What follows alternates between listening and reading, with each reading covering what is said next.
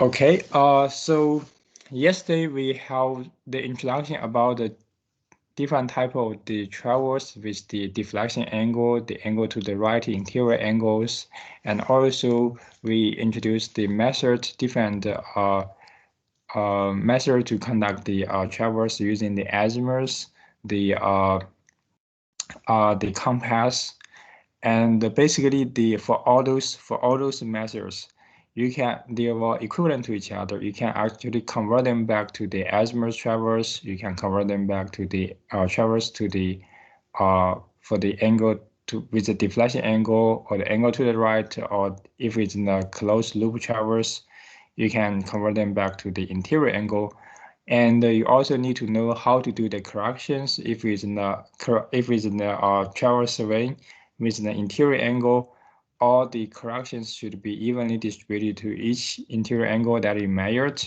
If it's based on the azimuth or the other values, the bearing, then you need to find out the cumulative corrections from 0 to the to each interval delta until reach to the total correction value.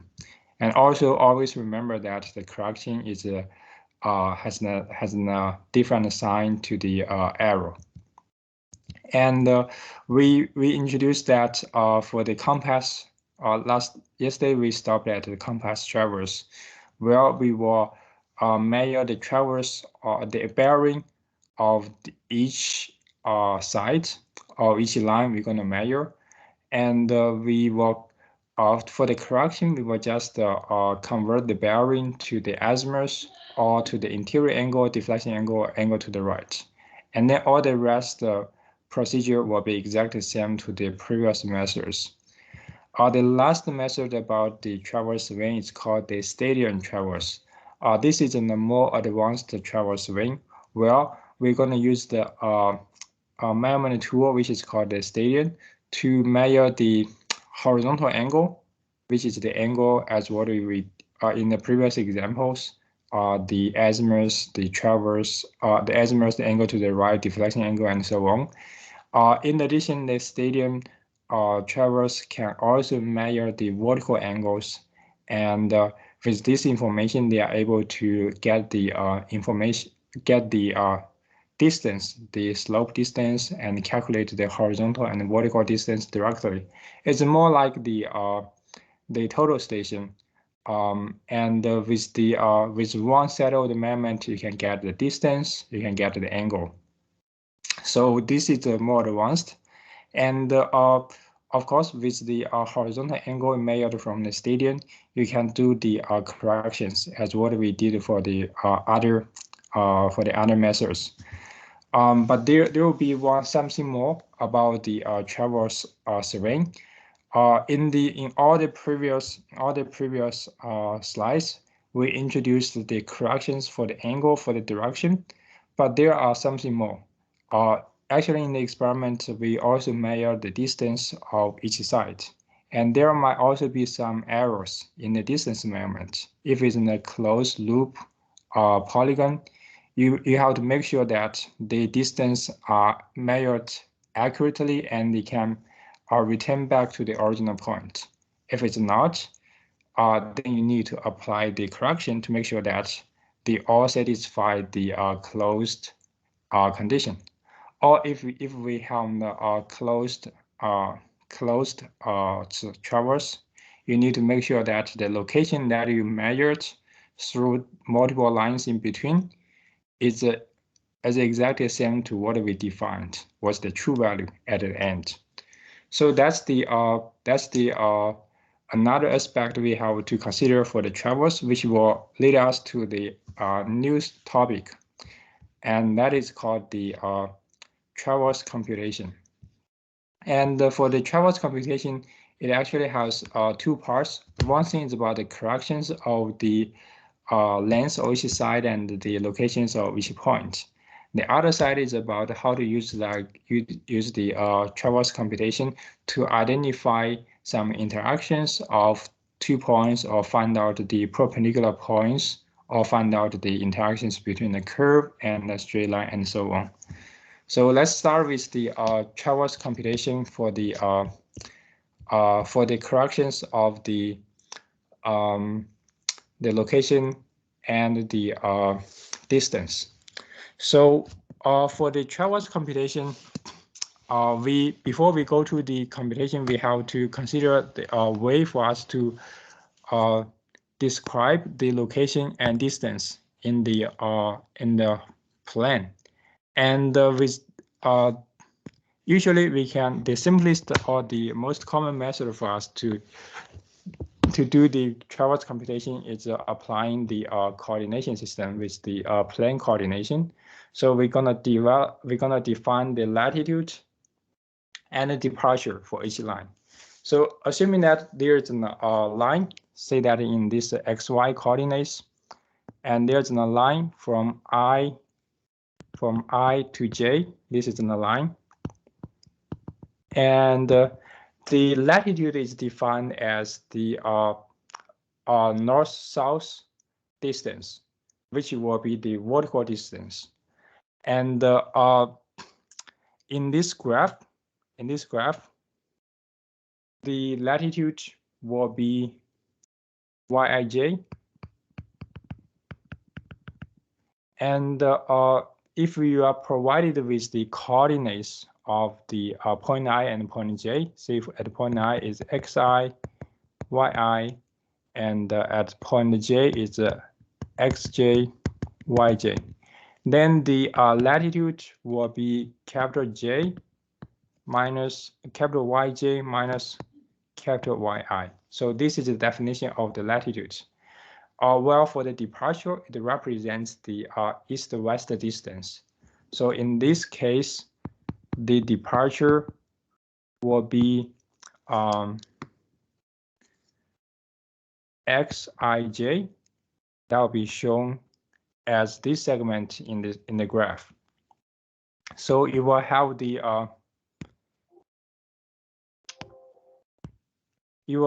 the distance as capital Xj minus capital Xi. So this is the definitions of the departure and the latitude. And of course, with the departure and the latitude, you can find out the distance. The distance will be estimated at, which will be the Dij as shown in this graph. The distance from I to J, Dij will be the square root of xij square plus yij square. So this is the way for you to calculate distance from the departure and latitude of the line. And we also, with the coordinates, we are also able to convert the departure and latitude to the azimuths. And so assuming that Aij is the azimuth of the line I to J, and we also know the distance Dij. So this is the distance. Then we are able to find out the relationship between the departure and the distance and the azimuth. So for the departure, xij, that one equals the distance Dij times sine Aij. And for the latitude, Yj equal to Dij times cosine Aij. So this is the a relationship between the departure latitude and the azimuth. Also, if we are only provided with the there's another thing. If we are only provided with the origin of the point I, origin location of the point I, capital Xi, capital Yi, and the departure and the latitude xij, yij. You can find out the you can also find the value of xj, yj. So which would be the location of point j. So for this kind of calculation, you have xj equal to xij plus xi, and yj equal to yij plus yi. So this is the way for you to identify one point, one target point with the origin and its departure and the latitude from the line.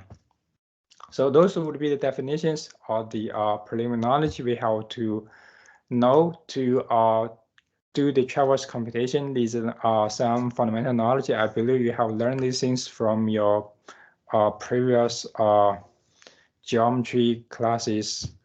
So I'll not go through the details about it.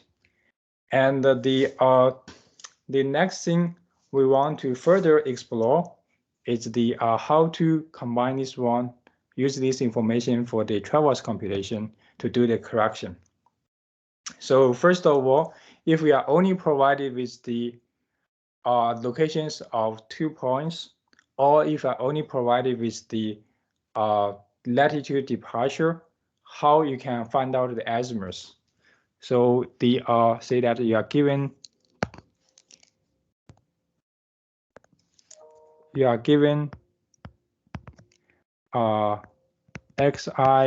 yi, xj, yj, or xij, yij. So here, capital xy represent the location, and the little xy represent the latitude and departure. So with that, you can find the azimuth. First, about the azimuth, aij, that will be the arc tangent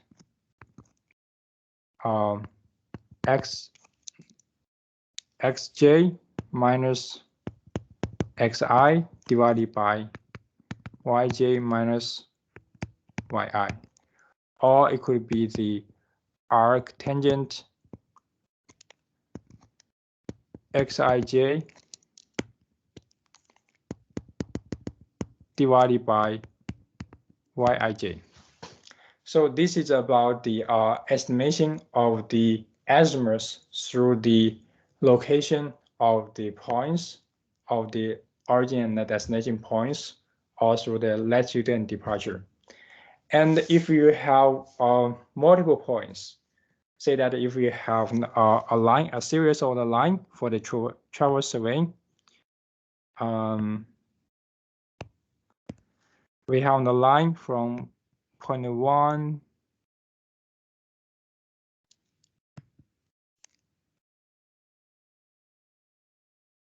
point 1, 2, 3, 4, 5, and 6. And we have m points. Say that we have m points. We know there are values, their locations, capital xi, capital yi, for all the points. And then this one should satisfy. We will have the definition about the total departure time and the total latitude. So for the last point, xn minus xi, x1, it should satisfy the summation of I from 1 to capital M minus 1, xi plus I plus 1. So this is the difference between the departure of the last point n and the origin point 1 should be the summation of the departure for all the segments in between. So for this case, x6 minus x1 will equal to x12 plus x23 plus x34 plus x45 and x56. And similarly, you can find out the relationship yn minus y1 equal to the summation of I equal to 1 to m minus 1 yi I plus 1. So it's the similar thing for the latitude. And for the regarding to the traverse ring, in the traverse ring, we are able to measure the direction, the azimuth, or we can calculate the azimuth of each line. We can measure the distance. So if this condition is not satisfied, it means that there might be some errors between the distance and angle measurement. And we will then summarize the traverse error regarding to the distance as the difference between the part on the left and the part on the right. So for the traverse error,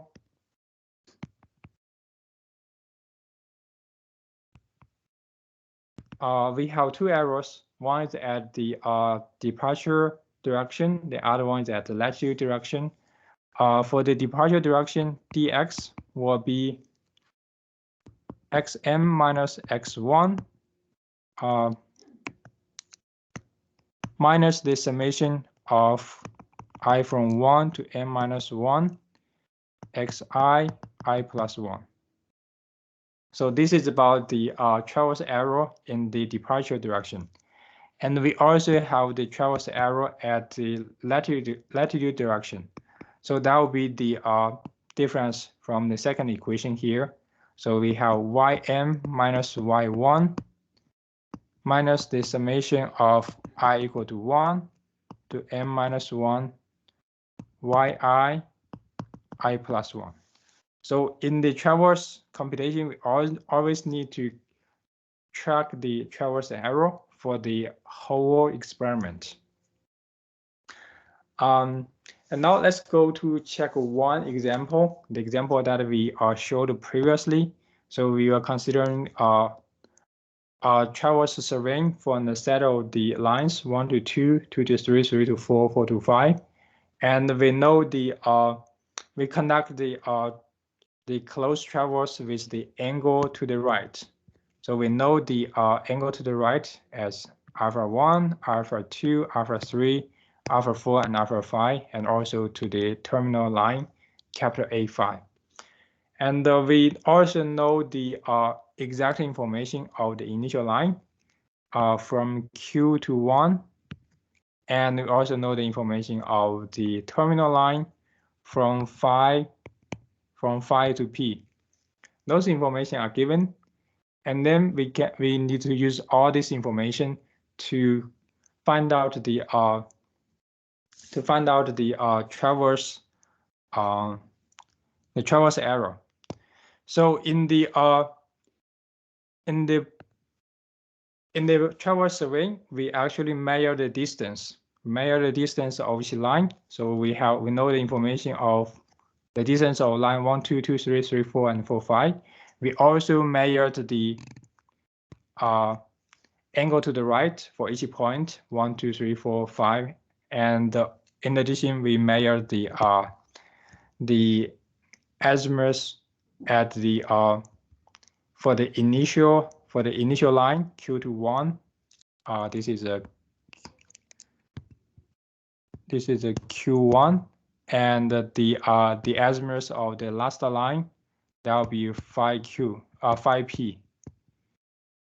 And in the experiment, we know that the resolution of the distance measurement is 0.01 meters. That will be 1 centimeter. And we also know that the resolution of the angle is 30 seconds. So we have to make sure that our accuracy or the estimated error should be less than, for the angle should be less than 30 seconds. For the distance, it should be less than 0.01 meter. And now let's first go to see the corrections for the angle. This is same to what we described in the previous slides.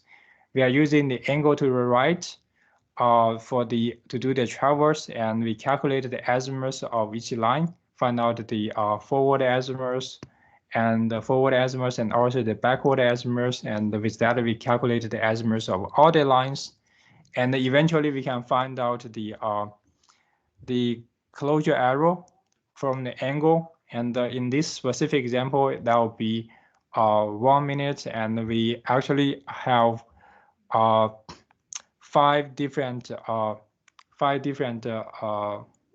measurements. So you need to convert them or divide them into 5 different pieces. Actually, for this kind of example, they did not exactly follow the evenly distributed correction, because there will be some more introductions about it why we did not follow the evenly distributed correction. If you are not provided with distance, you have to use the evenly distributed correction as -1 minutes divided by 5. That will be 12 seconds. But for this case, you want to run them to every 5 seconds or every 10 seconds. So you get this rounded value to 10 seconds, 20 seconds, 30 seconds, 45 seconds, and so on.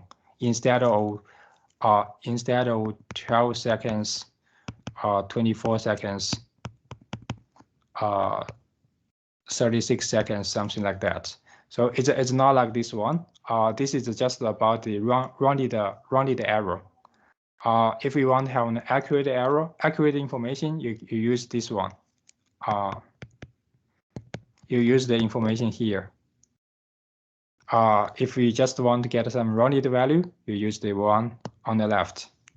And with that, you can find out the adjusted azimuth for each line. So this is what we have already learned in the previous lecture. And now the things that we have to do is how we can calculate the closure error, the traverse error at the latitude and the departure directions. So the way for us to do is that we first find out the corrected azimuth for each line, and we know the azimuth of the line 1 to 2, 2 to 3, 3 to 4, 4 to 5, and we also measure the distance. This is the distance we calculated from the we observed from the experiment, and with that we can then find out the departure. We know that the departure is the distance times dij times the sine azimuth of the line, and we can find out the latitude, which would be dij times cosine aij. So this is dij, the distance, and this is aij, that's the azimuth. And with that, we can get the column for the departure, the column for the latitude. Also, you are provided with the true coordinates, the true location of the point 1, that's the start point, and the true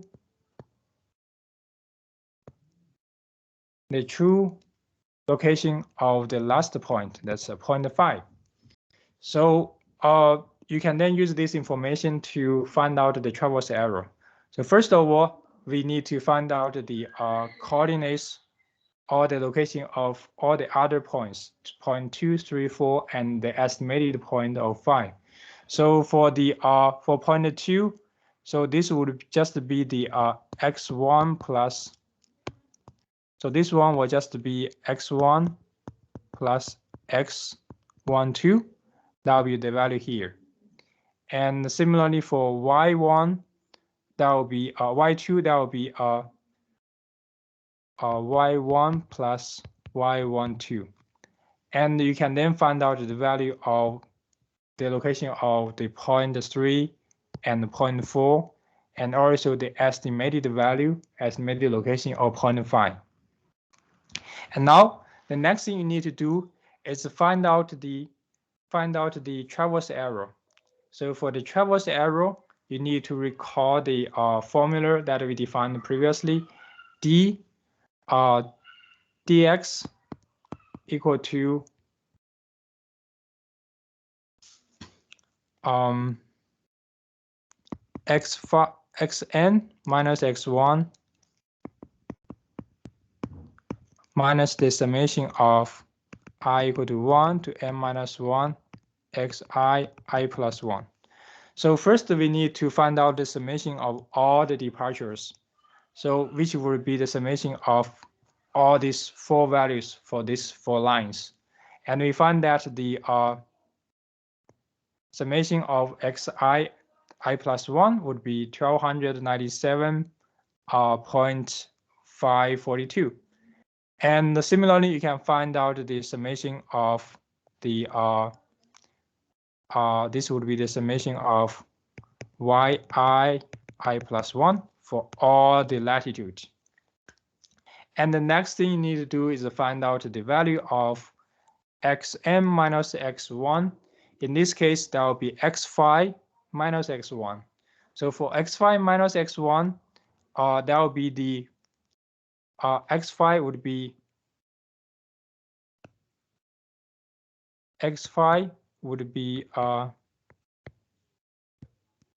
5619.243, and x1 would be 4321.404. So this would be the x1 and x5 values, and with that you can find out the difference between x5 and x1. That is 1297.839, and the difference would be dx, which will be calculated by this equation. And you can apply the similar procedure to find out the value of y5 minus y1, which is 164.771.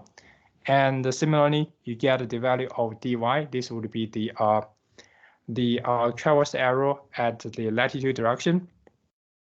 So this is one way for you to find out the traverse error.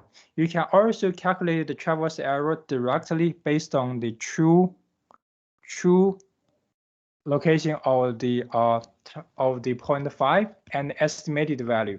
So that would be x phi true value minus x phi estimated value. In this case, the true value is 19.243, and the estimated value would be 18.946, which will give you the value as 0.297.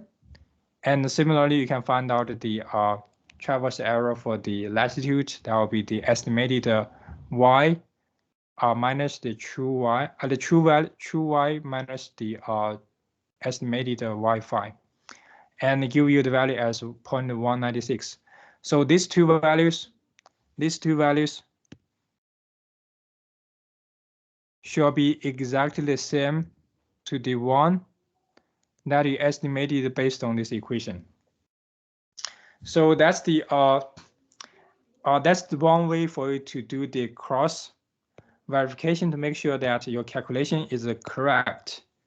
And you have to make sure that for either method, based on the estimated and true value, or based on the summation of the departure, they will give you the same traverse error. And so that's the way for you to find out the traverse error. And now we will have to calculate the another thing, which is called the total closure error. And usually in the total closure error, which is called the which equals to dc will equal to the summation of the square root of dx squared plus dy squared. So it's based on the traverse error calculated from the previous steps. And for this specific case, the total closure error for the distance will be 0.36 meter. And with the closure error, this absolute value does not mean anything. What we care about is the how accurate the measurement is with respect to the total distance you measured. So with that, we're going to use the another variable which is called the ratio of misclosure (ROM) to identify the accuracy of the accuracy of this traverse terrain. The ROM defined as the DC divided by D. Here, D is the total distance.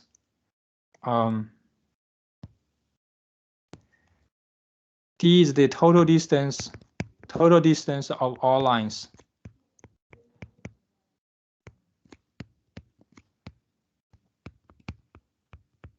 For this specific example, it's from 0.1 to 0.5 with all the 4 lines in measured. And of course, DC equal to the square root of dx squared plus dy squared. And D will be the summation of I from 1 to n minus 1 d I plus 1. So this is about the ratio, the definition of the ratio about the misclosure. It measures how accurate your measurement, the experiment is. And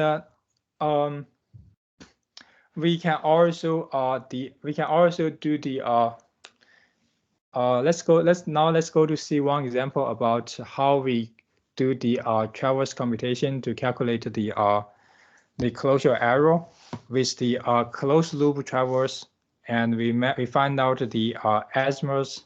This is a closed loop traverse with azimuth.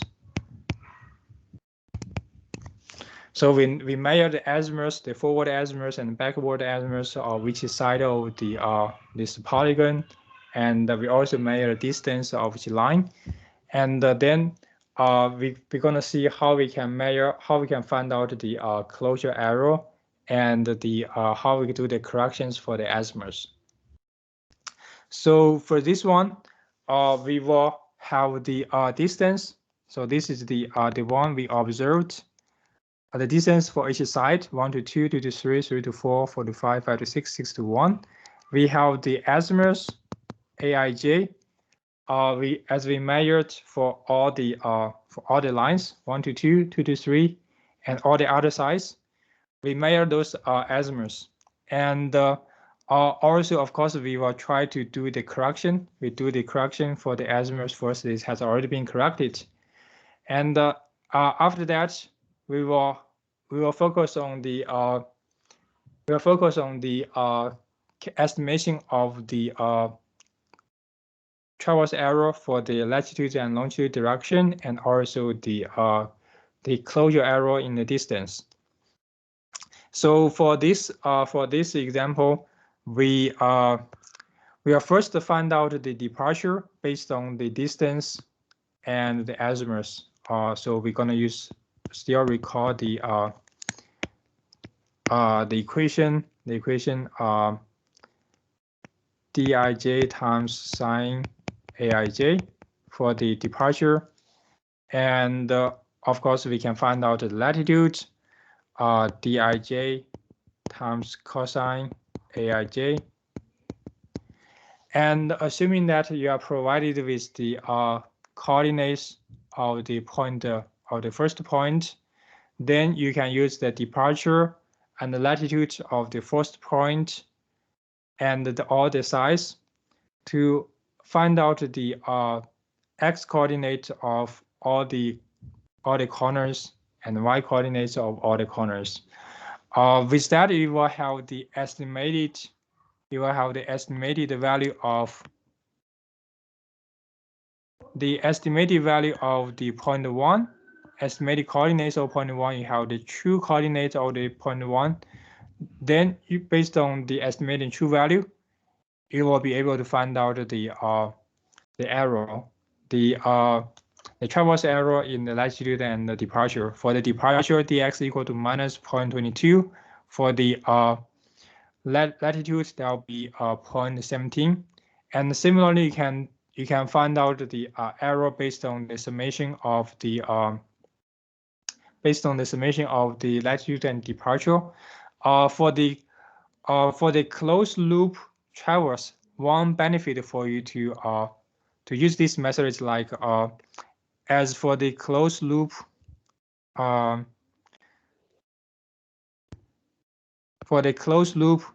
the end point equals to the start point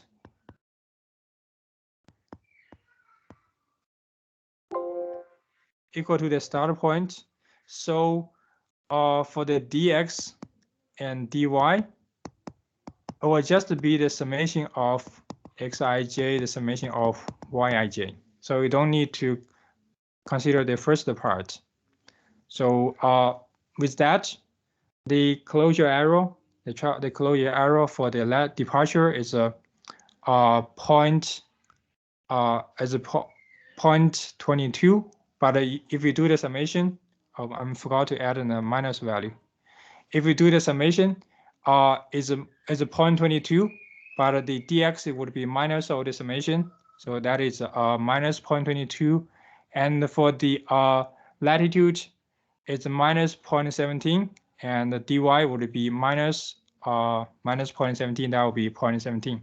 So these two values matches each other, and we claim that our calculation is correct. And with that, we can then find out the total closure error for the traverse surveying. That will be the square root of the dx square plus dy square. So we have dc equal to 0.28 for this example. So this is the the computation for the closed loop traverse is a little bit different. The only difference is we have to consider is about the start point and end point in the closed loop traverse will be the same. So the computation for the traverse error will be simpler compared with the closed traverse in the first example. So that's for the closed traverse, and the other way, since it is about the further adjustment for the traverse range. We in the previously we have made an adjustment for the azimuth. We made an adjustment for the distance. Not the distance. We calculate the error of the distance separately, but we still need to find out a way to do the corrections for the distance. And also we need to do the correction with respect to the angle, because the distance will always determine the azimuth of the of each line. So to do this adjustment, we will have three criterions with respect to the angular precisions and the linear precisions, which will be the distance precisions. The first criterion is like the precisions in angle, all the directions will exceed its equivalent linear distance. And the second one means that the precision in angle is equal to the to its equivalent linear distance. And the last one is the precision in angle is smaller than its equivalent linear distance. And intuitively we want to choose the one to make sure that the corrections in angle or the precisions in angle and the direction will be the same to its equivalent linear distance, and that will give us the compass rule. So this is the one way for the rule for us to do the adjustment for the traverse computation. So for the compass rule, it's actually very simple. It's quite similar to what we explained previously about the calculation of the traverse errors. So assuming that we have the set of the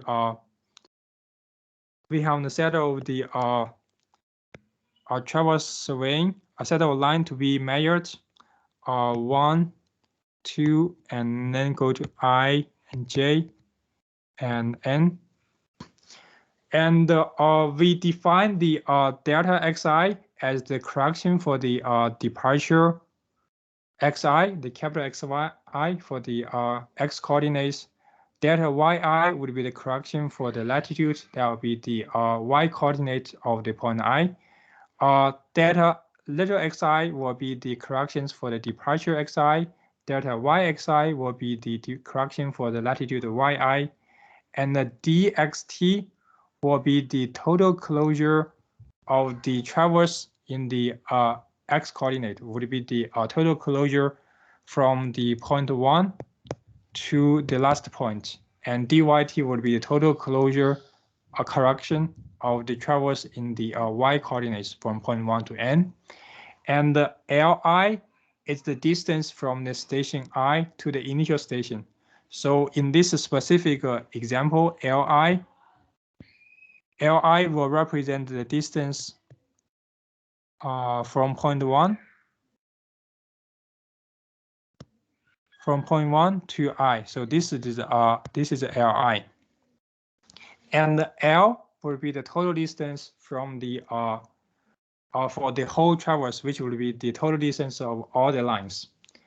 And with that, we can have the correction. So for the delta xi, capital Xi, the correction for the x coordinate of the point I is Li times L divided by L times dxt. That will be the total closure correction for the x coordinate. And for the correction of y coordinates, that will be Li divided by L times dyt. And if we are talking about the corrections for each line, for the departure and latitude of each line, we have delta xij equal to dij divided by L times dxt, and delta yij equal to dij divided by L times dyt. So you may have some. So this is called the compass rule. With this one, we are able to find out the corrections for the x and y coordinates of each point, and also we are able to find out the correction for each line's departure and latitude. Another thing I have to mention that even though here we specify that dxt is a total closure, if we refer to the previous example, this one is just a dx, d capital X. And this one is just a d capital Y. It's just we added a little t here to represent the total closure correction. Okay. So the so this is the this is about the compass rule, and now let's see one example to see how we can use the compass rule to do the correction.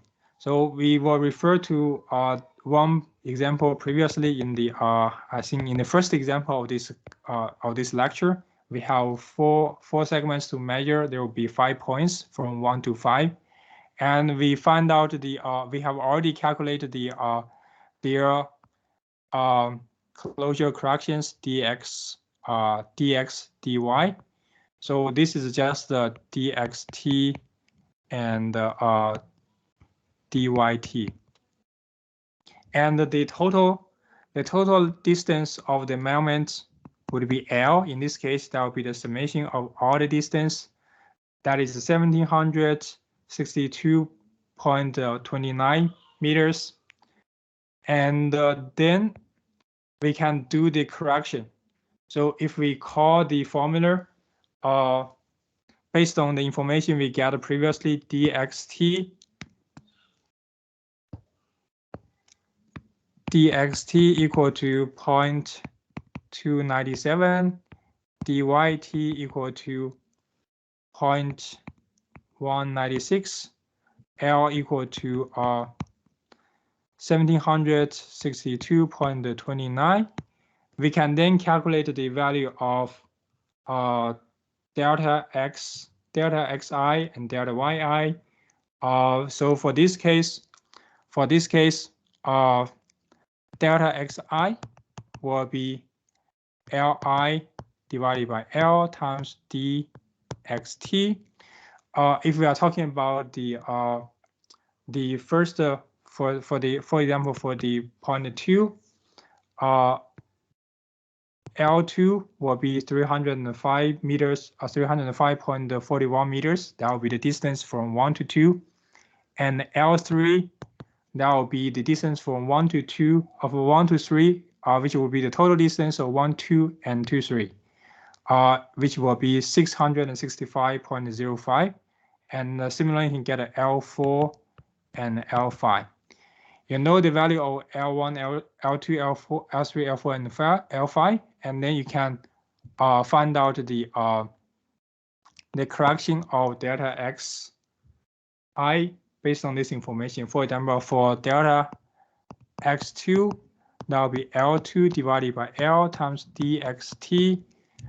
In this case, we have the L2 at 305.41 divided by the total distance, 1761.29, times the dxt, that will be 0.297, which will give you the value as 0.051.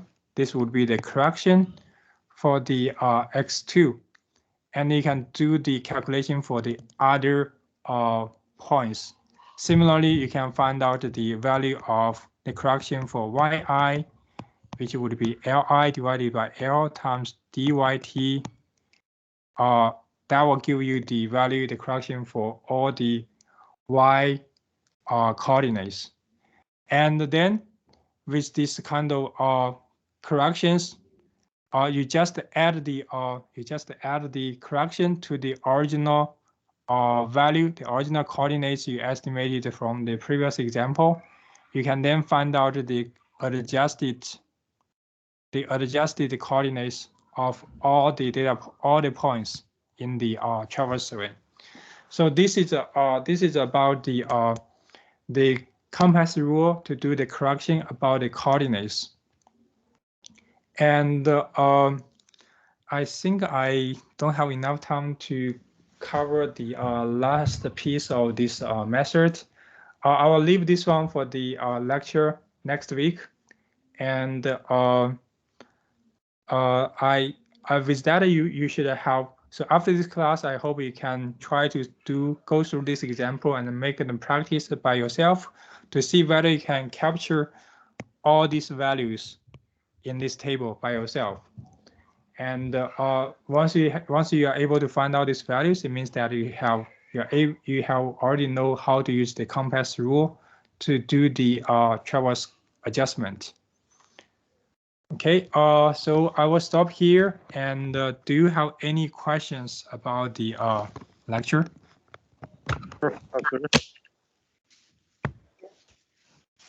which textbook are these like pictures from? I'm sorry, which one are you talking about? The like the screenshots and stuff. What textbook are they from? Can you repeat your questions? The voice is a little bit low here. Which textbook are these like examples and pictures from? This one comes from the textbook. It's not from all this example does not come from the same textbook. It comes from multiple textbooks. That's the reason I would like you to go through the slides instead of reading their textbook. But if you want to refer to a particular textbook, let me try to find out. So we are actually using two textbooks. The first one is Surveying, Theory and Practice.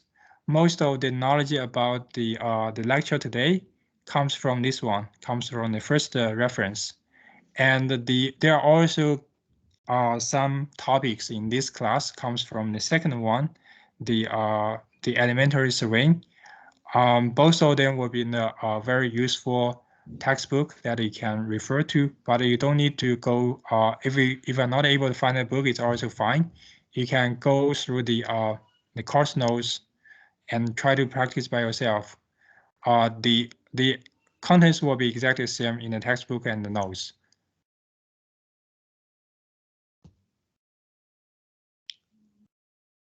Okay, any other questions? Okay, if no, then I will stop the lecture today, and I will give you update about